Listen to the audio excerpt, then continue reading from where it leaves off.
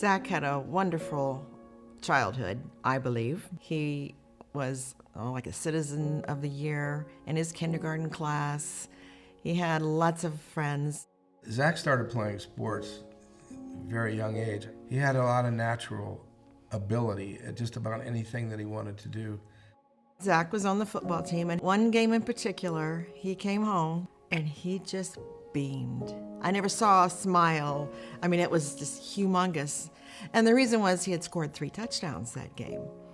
And he just was flying high. And that was one of the happiest times I had seen him. We started to notice that Zach was having some difficulties about the time that his friends were separated from him when he went into 4th grade. Then he started developing attention deficit disorder, and he just noticed a change in him. As years moved along, the world became a confusing place for him. Unfortunately, Zach experienced all of these. Any one of those issues alone can make it difficult to function. And so what we saw happen was a total transformation in our son. When Zach was in high school, he was on a particular medication that was really benefiting him quite a bit. We noticed a lot of improvement. But then one particular day, out of the blue, Zach stood at the kitchen sink and said, "Hey, Dad, watch this." And he took his bottle of pills, poured them into the sink, turned on the water, and turned on the garbage disposal and ground them all up.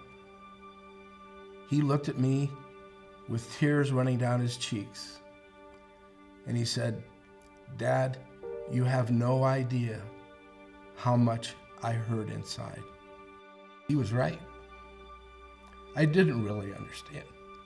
I tried to, but I couldn't really feel the pain that was inside of this poor guy. There was a phone call at 4 a.m. in the morning that something had happened. And Zach was in the hospital for approximately 3.5 days. And it was an up and down thing. And the last word we got was that he had really rebounded, and that if we'd like, we could go out and get something to eat because he was doing pretty good. And as soon as we came back to the hospital, this group of medical staff came walking toward us, and they took us into a different room. And there was a totally different feel immediately. We knew something was wrong. In that short hour that we had left, his condition became grave. And the first words out of my mouth were, "Are you going to tell me that our son has died?" And he said, "No, but he's going to."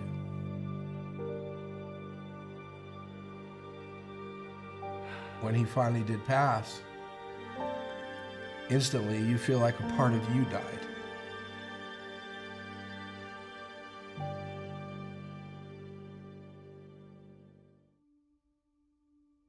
The purpose of the Zach Souers Giving Hope Fund is based on the fact that we believe that hope is a key that we all have in our lives. And unfortunately, through the years, we saw our son start to lose his hope, and he was drained of hope. And we want to be able to give hope to many young people for the future. When we decided on the Village Network and we met a lot of the people that are involved with the Village Network, we heard all the things that they do and all the areas in which they do outreach and counseling. And I thought, there is help out there, and I believe the Village Network can provide that help. We encourage anyone who feels like we do ourselves that there is a need. We encourage you to get involved in the Zach Souers Giving Hope Fund, because it is going to make such an impact in so many lives in so many ways.